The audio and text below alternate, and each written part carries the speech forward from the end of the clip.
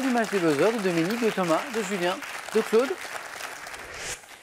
Et pour un point, dites-moi sur une bicyclette, quel petit butoir fixé sur la pédale, Claude, Le cale-pied. maintient le pied du cycliste? Cale-pied. Julien, qui est un amateur de vélo, l'avait aussi. Quel chirurgien de plusieurs rois français du XVIe siècle, Thomas? Ambroise Paré. Ambroise Paré, la bonne réponse, 2 points.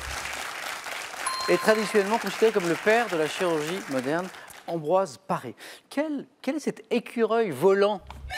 Louis-Claude. Le pôle à touche. Le pôle à touche, exactement. Je vous fais le pôle à touche là. 3 points. Alors il est curieux ce petit animal. Un écureuil capable de planer en ligne droite, hein, il ne sait pas faire de virage, d'un arbre à l'autre avec Claude, cette espèce de membrane un peu qu'il a sous les... Le patagium, ça s'appelle. Il connaît le nom du truc. Comment vous dites? Le patagium. Là, les membranes, là, les trucs patagium. Incroyable. Désigné par un nom emprunté au polonais de Polatouche. Bravo, Claude. Quel entremets italien saupoudré de... Claude encore. Sabayon. Pas celui-ci. De cacao est fait de... Thomas. Tiramisu. C'est celui-là. Tiramisu. Couche alternée de crème au mascarpone, de biscuits imbibés de café, c'est délicieux et c'est le tiramisu. À quel mathématicien grec né... Claude encore. Euclide. Pas lui. À Milet doit-on la résolution du problème consistant à inscrire un triangle dans un cercle? Thomas. Thalès. Le fameux théorème de Thalès. Oui. Il y avait combien de points? 2, Thomas. Dominique, Julien, ça va venir, ça va se débloquer. Mais ça joue vite. En peinture, quel genre de nature morte évoquant de manière symbolique, Claude? Une vanité. La destinée mortelle de l'homme, c'est la vanité. C'est développé en Hollande au cours du XVIIe siècle, là où les vanités. On vient de démarrer, là il y a 1 minute, on est à 2 points, Claude, seulement de la deuxième manche. Écoutez ceci.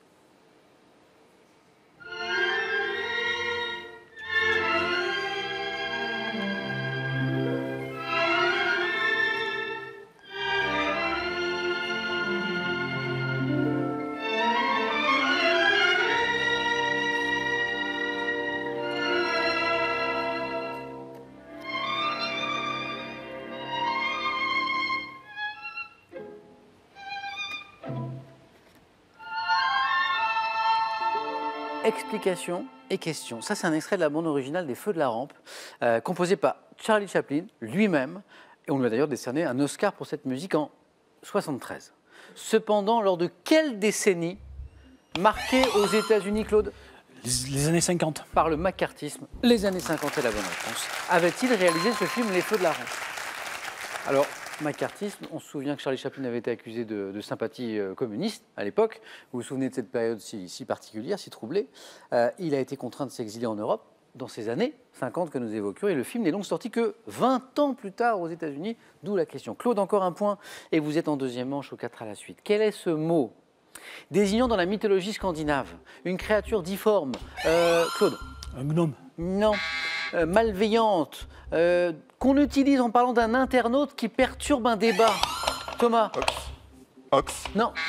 Julien. Un troll. Un troll, c'est un troll. Hein, quand les discussions sur Internet, parfois on lance une discussion un peu sérieuse, et puis il y a quelqu'un qui vient polluer cette discussion avec des arguments ou des propos peu intéressants, et on parle d'un troll. Également cette créature que nous évoquions dans la mythologie scandinave. C'est parti, Julien, 2. Attends. Et alors que Hawks, c'est plutôt un bobard, quoi. Ouais, complètement. On est plus dans la désinformation, là, Oui. la malformation. Littérature pour 3 points. Quel romancier français, primé pour John l'Enfer en 1977 par l'Académie Goncourt, est aujourd'hui, Claude? Decoing. Didier Decoing, bonne réponse. Claude se qualifie. Et donc notre triple champion va pouvoir défendre son titre aux 4 à la suite dans un instant. Didier Decoing. Aujourd'hui, d'ailleurs, président de l'Académie Goncourt. Exactement. Thomas 5, Julien 2, Dominique, compteur à débloquer. Quelle expression anglaise désigne un spectacle de variété où l'artiste est seul? Thomas. Stand-up. Stand-up. Julien. Un one-man show. Pas le stand-up, le one-man show, seul en scène. Ce qu'on appelle d'ailleurs en français, et d'ailleurs c'est bien parce que l'expression est de plus en plus utilisée, le seul en scène. Hein. Seul en scène. Le one-man show, exactement, ou one-woman show. Julien, 2 points de plus. De quelle dynastie ayant régné sur l'Autriche pendant plus de 600 ans, Julien? Les Habsbourg. Bonne réponse. Ça fait 6. Julien vient de passer en tête. Connaît-on la devise par le sigle AEIOU?